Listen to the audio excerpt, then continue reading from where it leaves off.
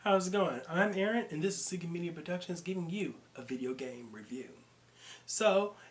I've been on the outs trying to figure out which kind of games I wanted to play, and it's been a running theme of trying to go through what new elements or new stories I can get myself into that's going to drive me going forward. Because I'm always the type of individual that puts story and gameplay first whenever I'm dealing with a game that I want to be interested in. And when Hideo Kojima with Kojima Productions came around with Death Stranding 2, I was a little bit interested. Now, when he first came out with the first Death Stranding, I was really geeked out when I was seeing those trailers come around. Kojima has this special gift to be able to bring in these very weird and mysterious kinds of story structures into his video games. And so, playing the Metal Gear Solid series and my feet wet with other productions that was helmed under him, of course I was really interested to get into the story of Death Stranding. But then more stuff came out about how the gameplay was really going to work, and I had to put a whole pause on that. I mean, everybody was going around with the whole concept of walking simulator and how it was really more not nearly as interesting as other westernized produced games, and that really did maybe have a pause on whether or not I was really interested in playing it. But that later down the road I eventually did, and I actually found it to be quite interesting and unique compared to most other things I've actually had my hands in. So when Death Stranding 2 finally came out, I was really excited to see how that one was going to continue on that story. Also, if you don't mind, please like, share, and subscribe, and if you want desperately to join our family and expand this further going down the road. If you're not familiar with what was going on in the original installment, you was dealing with a character named Sam, who was in this post-apocalyptic world in which death has overfloated the entire world, specifically within America. Things are out of whack. People are afraid to actually engage with one another, so they live out these in these small pockets all around the area, and he takes has this job as being what's called a porter in the world, which is really just a high maintenance delivery person that goes around delivering stuff. Shenanigans unfold in that situation where he had to be enlisted within this organization called the UCA, which is really much the fragments towards what America he used to understand as his government. He ended up taking on jobs that was going to basically help link up everyone within the country into this global network that they had developed. Along the way, he ended up dealing with his long lost sister, which turned out to be this incredible entity, or in this world called an extinction entity, and having to deal with the concept of human extinction, along with a terrorist organization helmed by this antagonist named Higgs, who was hell-bent on destroying, basically bringing about the next great extinction. Thankfully, Sam was able to uncover bits and pieces not only of his own past, but also thwart that particular attack. Now, he takes this long pause, or at least this retirement, along with his partner in crime, a little baby or a BB unit that he ended up affectionately calling Lou, and they live out their lives out there in the skirts in Mexico. However, in this new game, Death Stranding 2, an old friend, Fragile, who was played by Laura Seydoux, comes back into his life to actually help him for more, to get his help to help link up Mexico to expand the global network. Not in a situation in which they feel as though they wanted to try and use America to conquer everything, but they just wanted to bridge everybody together, and linking them up the same way he did in America was probably the best way around that. However, tragedy strikes. Lou is taken away from him, and then he goes and works around with an organization that is now called Drawbridge in order to expand even further into the Australian continent, thanks to these new concepts of plate or bridges that are basically areas where places link up at. And he's trying, but also the world is also suffering these great natural disasters thanks to these new plate gates, exactly what they was called, that are forming, and more stronger BTs or ghost-like entities that are more the dangers that approach in this world starts coming in. There's gaining the ability to be able to really track people, greater natural disasters, or in this world called quake gates are happening.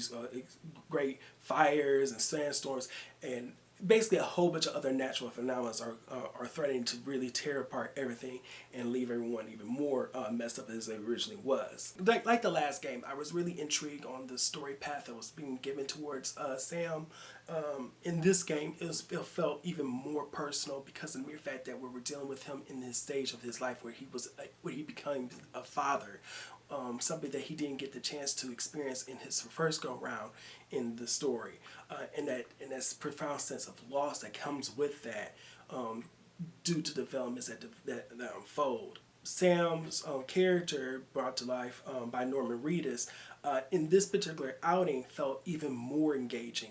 In the original game, in the first game, he was very much a passive character where things and developments were really just happening to him, and he was reactionary, where he was just taking on those orders or taking on those responsibilities as they were being given to him. But in this one, he has a little bit more agency. He takes charge thanks to the amazing cast that he's dealing with in this game. The story is very dynamic in a lot of instances, and as you play around and actually explore even further in the environment and the world that's being that was given to you, you gain even more access into the world and history that deals around with Sam, Lou or BB, and the various other characters that you meet along his journey. Of course, again, I love Troy Baker. He's an excellent antagonist in the form of Higgs. He is pretty much an incredible hater that you love to hate. And I guess another thing, too, is that some of the new characters like Tomorrow or Rainy, the stories that unfold with them are incredibly detailed and rich, and they just tug at your heartstrings. A lot of the events that folds with some of those characters is something that you just can't, you sit back and it just stays with you, especially towards the end of this game, there's so many twists and turns that Death Stranding 2 provides that is just is incredible, and that he was able to actually give us this type of story structure for a video game. It's very much stuff that feels like cinematic in the same sense that you want to gain in an action movie, but it's all spread out in this wonderful open world experience. Now, when we think about gameplay for Death Stranding 2, we are, again, circle back towards what we was given in Death Stranding 1. It focuses on the concept of you playing as Sam in this role of what this world calls porters. And this is very much the bare bones understanding as the concept of being a delivery individual in this post-apocalyptic world. Sam gains these orders from his own with the company that he's working with on their big ship called the DHV Magellan, or through various other survivors and preppers that are scattered out the world that he's going through, taking on these orders and either delivering packages to and from in this very dangerous environment that he has to go roam around. Depending on how well you're able to take care of those packages as you transverse and try to get them from point A to point B, it gives you certain particular grades on whether or not you were able to successfully complete those transactions and deliveries. Very much so, it deals with the concepts of you having to maintain how you're packaging it and how you're taking it to one place to the other.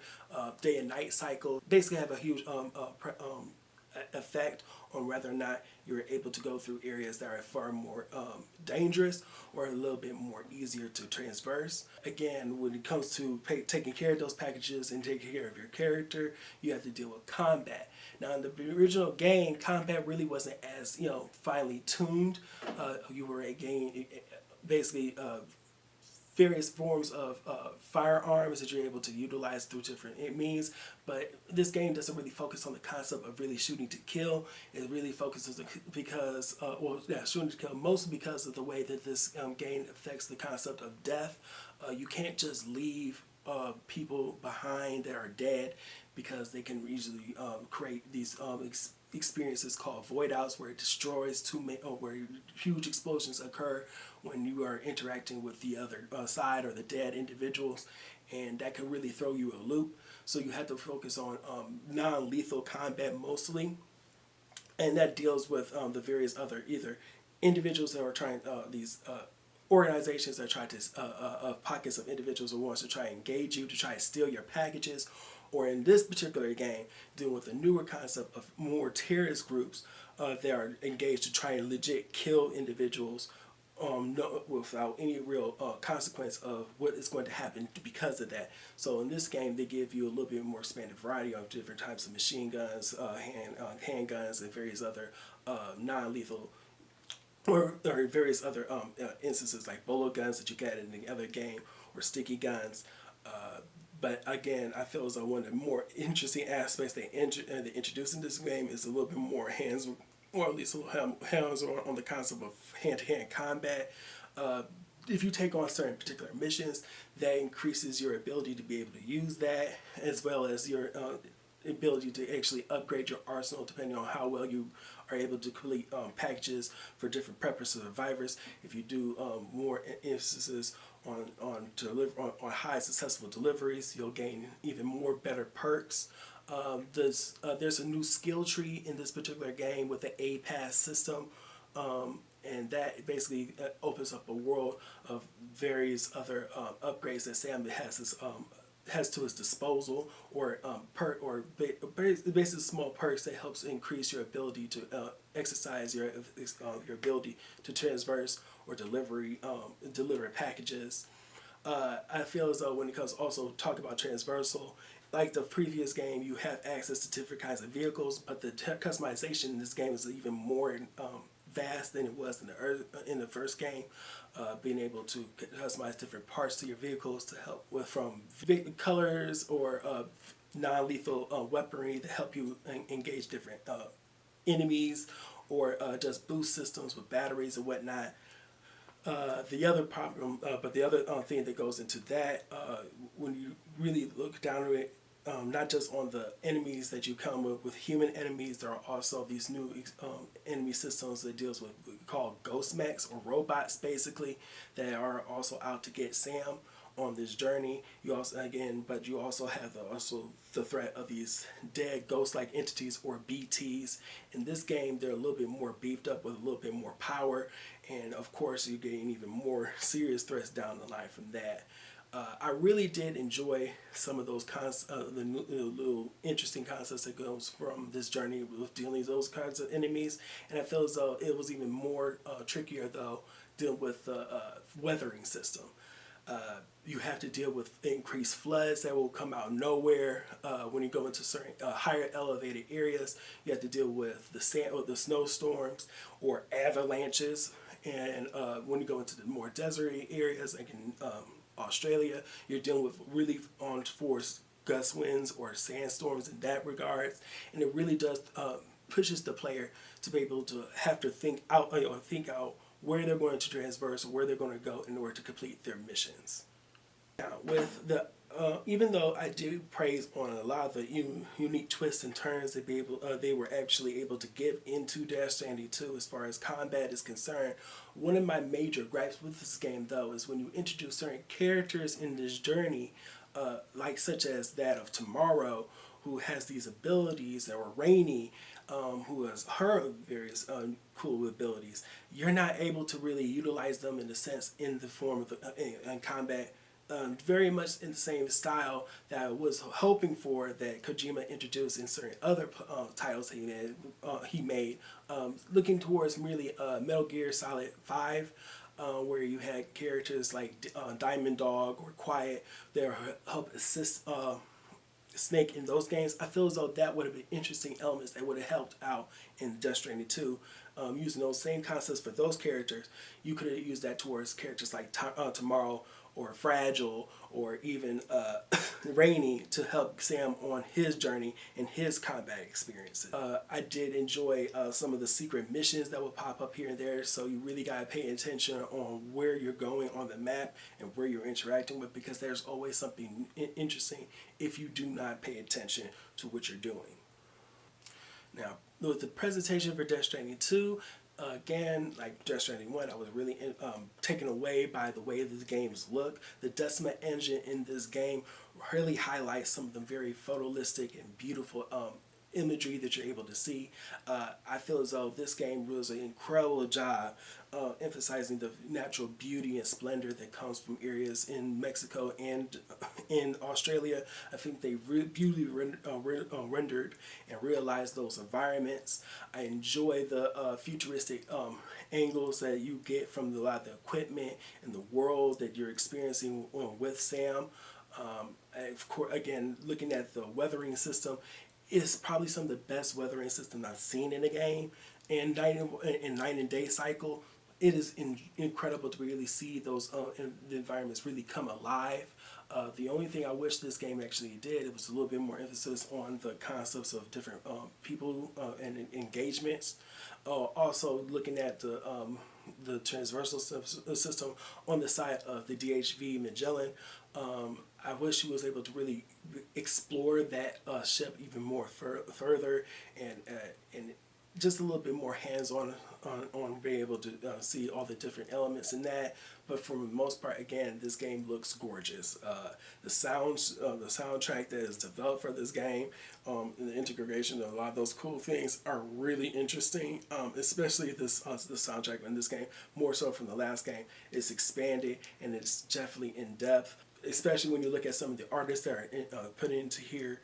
I'm always basically toggling through the soundtrack itself to try and experience what new mood I feel like, and I just like the way they integrate music on certain plot points or certain story points that develop throughout this journey, and it just fits wonderfully with it. I guess the other thing, the major aspect that I really want to focus on is just how well this particular game and the series in general really highlights a lot of the interests that are coming from its creator, being Hideo Kojima. If I could really point out one specific aspect, when you're dealing with certain BTs or larger or bigger BTs, this element of old tokusatsu Ultraman, I feel as though that when you get into those particular situations and you see how you engage with it in the battle and how the world expresses those particular encounters, you really get a full sense on what Kojima really is interested in and how that it really expresses well within the world he developed for Death Stranding 2. How does Death Stranding 2 really falls with how I feel? In general, I find this particular game, this particular outing in Death Stranding 2 to be a great experience. It has heavy, great improvements from the original from the first game, but there are certain elements that does weigh it down from being what it could be, either amazing or epic. But if there's anything this game has proven, it has definitely shown me that I'm super engaged in what Hideo Kojima is offering and what he's developing at Kojima Studios, and of course put together with Sony Entertainment. Basically, I'm really hyped to see what he brings next. Hopefully, he can have some titles that are even bigger and better. But overall, that's how I feel. I feel as though this is a great experience, and you definitely need to pick this title up and play it for yourself. Because at the end of the day, like most Kojima-style games, it is something that you have to experience to truly understand and enjoy. But how about you all? Have you played Death Stranding? Have you played Death Stranding 2? Do you plan on picking it up? What did you like about it? What you probably didn't like about it? Please let us know. And of course, you can come back to this channel, hit that bell down there at the bottom for notifications if you want more content just like this. But as always, this is Community Productions. I'm Aaron, and see you guys later.